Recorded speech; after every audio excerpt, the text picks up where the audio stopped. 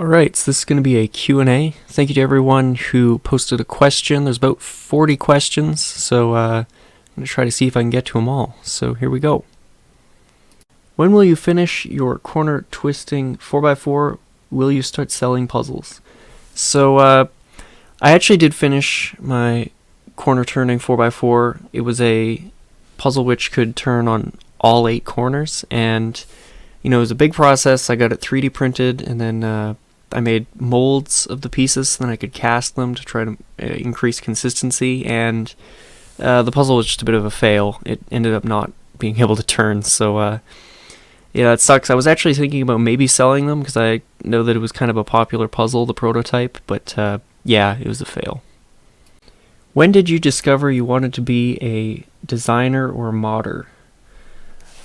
This was probably when I first started off cubing, pretty much right off the bat. When this is about 2009. There's a couple videos on YouTube which showed mods, and I just thought they were pretty cool. So yeah, I pretty much started modding right away. How many inches is your hair? I actually had to bust out the ruler for this one. Didn't know it off the top of my head. It's 3.5 inches.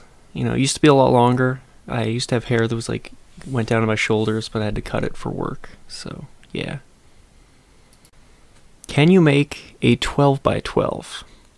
Now this question is extremely on point because I am actually currently in the process of making a 12x12. It's going to be pretty epic. I'm just waiting on some puzzles to arrive in the mail for that, but yes, I can indeed make a 12x12. It should be happening within a month or so. Did you ever make a 3x3x2 out of a 3x3? I have not made that. To me it seems like it's a pretty hefty mod for not a terribly crazy result, so yeah, I haven't gone about doing that. How long does it take to design a puzzle? This can vary quite a bit for me. Sometimes I will think of a puzzle idea pretty much, right off the bat. I'm not sure if this is referring to designing in software, making 3D models. If that's the case, a very simple puzzle like the mini 1x2x2 would probably take half an hour, whereas something more substantial might take as much as 10 hours.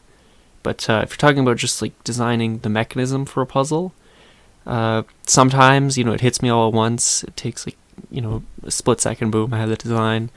Other times it might take as much as a couple weeks just to figure something out, if it's something that's not been done before, I guess. Do you play video games? If so, what's your favorite?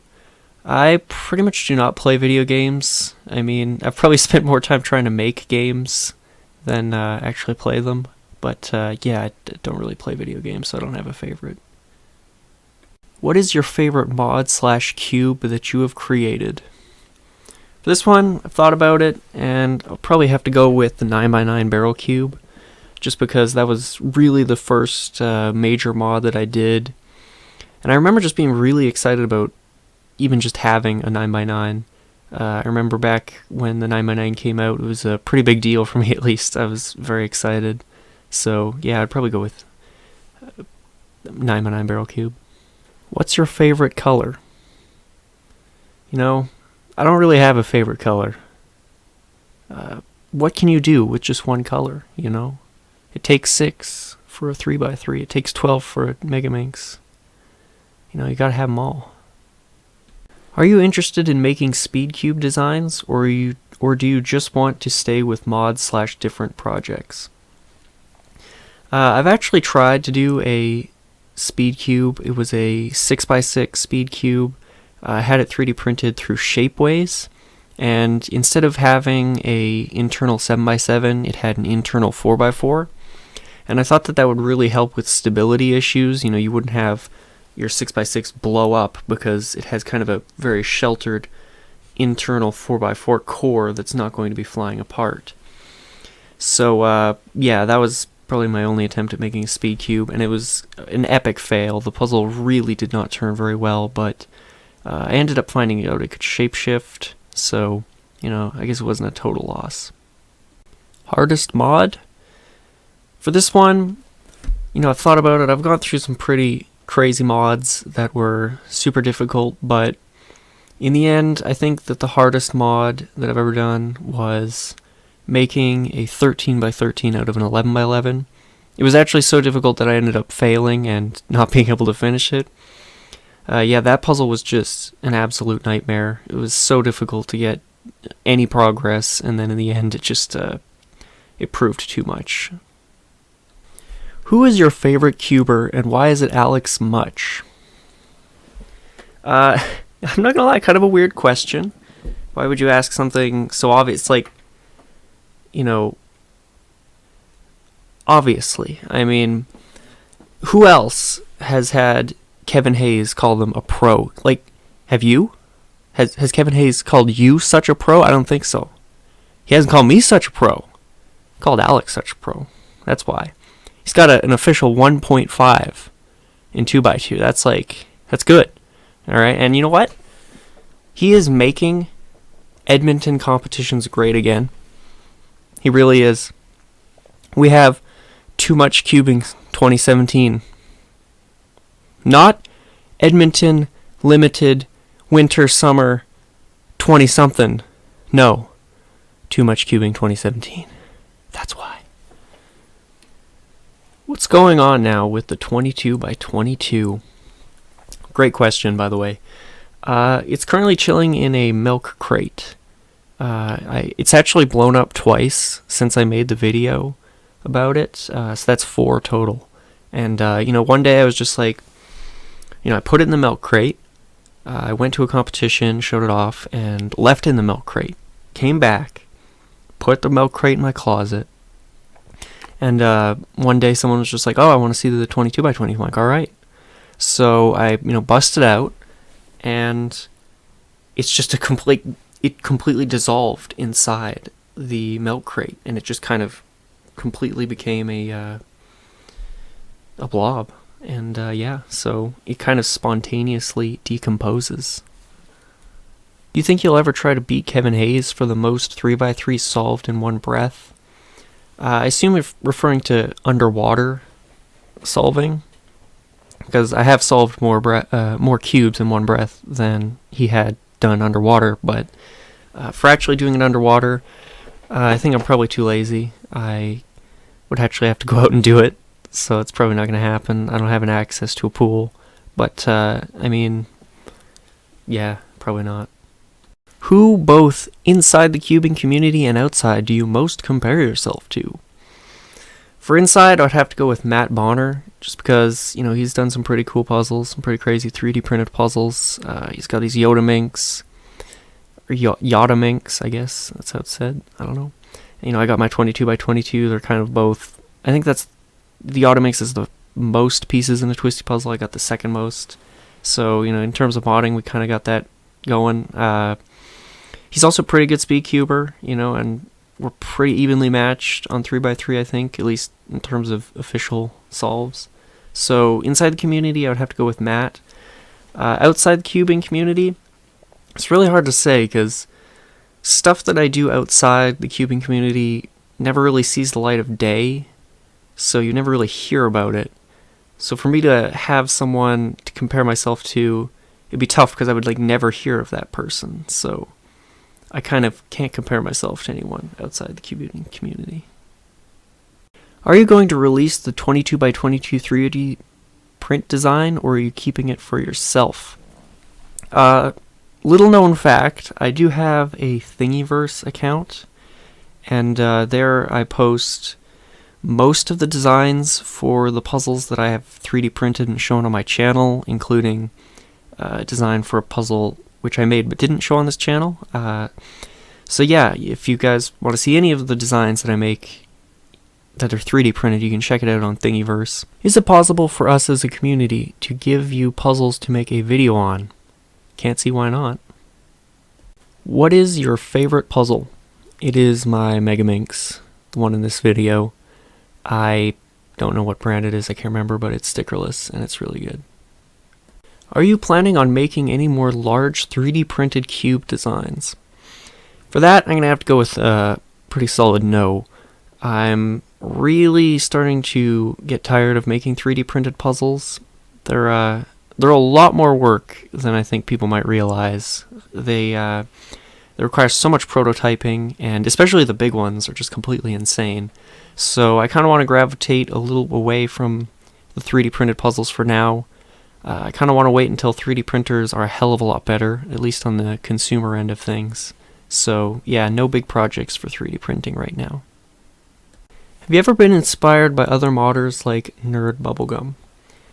Definitely. That's probably biggest source of inspiration for Twisty Puzzles, is looking at the work of other people. I don't remember particularly seeing any of Nerd Bubblegum's work when I was first starting off, which was, when I was mainly inspired for making Twisty Puzzles, but there was, I really liked the work of Trifum, and Crazy Bad Cuber, Sunwinder was pretty good, and others. So, yeah, definitely been inspired by other people. Can we see the auto mod turn? I do have a video in the works, which is going to show that puzzle, so yes. How much money have you spent cubing or modding? This is a tough one. It's been many years that I've been doing this, so, it has to be probably a bit over $1,000 at this point. If I don't count 3D printers, it's probably like 1,500 maybe. So, yeah. It's definitely helps having the YouTube ad revenue to continue doing this, that's for sure. How much did it cost to print the 22 by 22? It was actually really cheap. The filament is, it's like $30 a kilogram or something.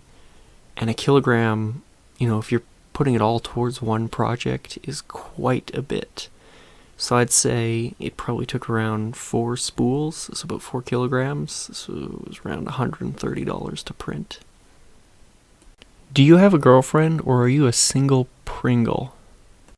Did you just frame that question in the form of a heteronormative false dichotomy? I'm CP, bro, and if we have a problem, I'm ready to fucking throw down. But to answer your question, no, I do not have a girlfriend. Are you into speedcubing or just modding? I had a 103 Megaminx single earlier in this video, so yeah, I'm into speedcubing.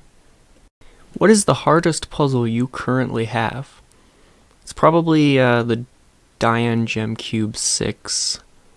I bought it because it looked really pretty, but I don't know how to solve it. I've tried everything. I've tried commutators, and I get a parity, so yeah, it's probably the hardest. What are your PBs? Great question. I do actually have a comprehensive list, up to date, of all my PBs, and you can find that in my channel description. Can you do a cube collection video? I can probably go with no on that one. I don't have a particularly interesting collection. Most of the puzzles that I have that were mods, I probably don't have even half of them. And most of the cubes that I have that aren't mods are pretty generic, except for like maybe 1 or 2. So yeah, I don't think it would be very interesting. Do you want to make another Rubik's Cube with more levels, like a 24 by 24?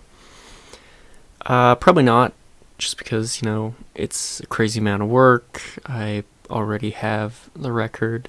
But, maybe if someone beat the 22 by 22, if someone, stepped it up another level, and 3D printing was a lot easier and way better than it is now, then, maybe. Where are you from? I am from the proud frozen wasteland of Canada. I'm actually listening through earlier in the Q&A, and I do say a boot in that way, so, I guess that would also be a giveaway to where I live. Do you feel that by using a magnetic cube, you trade your sleight of hand skill for accuracy, thus making your performance worse on non-magnetic cubes, ultimately making you dependent on magnetics to perform optimally? I'm not 100% sure what is meant by that. If you're talking about mods that, or just designing puzzles in general that need magnets, like Tony Fisher's 1x1x5, or some of the attempts at the big chop puzzle. To me, it just seems like a bad idea every time. It doesn't really produce results that I find very good. But if you're talking about in speed cubes that use magnets, I mean, it seems fine. I haven't tried one, but from what I've seen, they look pretty good. Can you do a Skewb mod? I've actually tried to mod a Skewb a couple times. I can't remember what I was exactly doing, but I always have a hard time finding anything cool to do with a Skewb, so probably not going to do any Skewb mods. Could you mod the 22x22 into a 23x23 since it has an even number of layers? The answer there is no. The 22x22 does not have an internal 23x23 in there. That would be a completely insane way to go about doing that. The 22x22 actually has a 4x4 core, which, it's not super common, I guess, in mass-produced puzzles. I don't think it's ever been done in a mass-produced puzzle, and it's not a way that really matters much for the lower order even puzzles like 6x6 and 8x8, but when you start getting into the much higher levels, it's, I think, a much better way of doing things, just because you don't have a ton of internal pieces. Can you explain a little why it's so difficult to set tolerances right on a puzzle? I'm interested in how precise it needs to be. Well, tolerance is something you really want to do right. How precise it needs to be really depends on what you're going for. If you're doing like a 3x3 and you're 3D printing it or whatever, I'm pretty sure you can get away with 1/10 of a millimeter accuracy. And as for how much tolerance, it really depends on the surface type and what kind of 3D printing you're doing. You just got to experiment. But if you're doing, something that's like a much bigger puzzle, it would be probably a little better to do better than 1/10 of a millimeter accuracy, because, for example, in the 22x22, if you're out by a 1/10 of a millimeter on each piece in the center pieces, you're going to be off by 2 millimeters, plus or minus 2 millimeters. So that's actually a fairly decent gap. That's about 40% of the size of one of the cubies. So, on something like that, you'd probably want to do better than 1/10 of a millimeter. I probably didn't do better than 1/10 of a millimeter on that. And for I think mass-produced puzzles are probably getting way more accurate as the turning becomes smoother and smoother. But, yeah, I hope that answers the question. How old are you? Well, great question, by the way. I am 103 years short of the world record, so wish me luck. How long did it take you to sticker the 22x22? I think that took around a solid 6 hours, maybe? Probably might have been more than that. I wasn't really paying attention. I would do 1 or 2 sides at a sitting, and then take a little break. I did it over 2 days because I had school, so I was just doing it after school, so yeah. Can you make a mini version of an existing cube? I've actually made a few mini puzzles on my channel before. I guess not any technically cubes, but I did make some mini cuboids. One of my first videos was actually on a mini Mastermorphix, so yeah, I've done some mini puzzles. I even did a mini Speedcube once, where I tried to mod a keychain cube to make it turn better. What kind of music do you like listening to? Personally, I can listen to just about anything. Well, funnily enough, I'm probably the exact opposite. I don't really listen to anything, and it kind of sucks, because I have no taste in music. I find that just listening to music for me just normally interrupts my train of thought. But, for the longest time I've been wanting to add just some sort of ambient music in my videos, something that, be the same every time, and would kind of, I feel solidify the atmosphere of my videos and really kind of help distinguishing them more just by having kind of like its own little ambient music theme song. But every time I try to find one, I'm like, I don't like this. I don't like this. This is not exactly what I have in mind. And I can never pick one because I have no preference either way, and none of them particularly. Like when I hear it in someone else's video, I'm like, yeah, man, that's pretty sweet. You know, I'm not gonna take your ambient music theme song, but you know, I want something like that. And then I can't find anything. So yeah, I'm kind of doomed in that sense. Alright, that was the last question. Thank you guys for watching. This was a bit of a marathon Q&A for me. I guess it's only about 20 minutes. It's not that long, but I mean, compared to some Q&As. But yeah, thank you for watching. This was pretty fun. I enjoyed answering you guys' questions. Thank you to everyone who questioned me. And yeah, thank you for watching.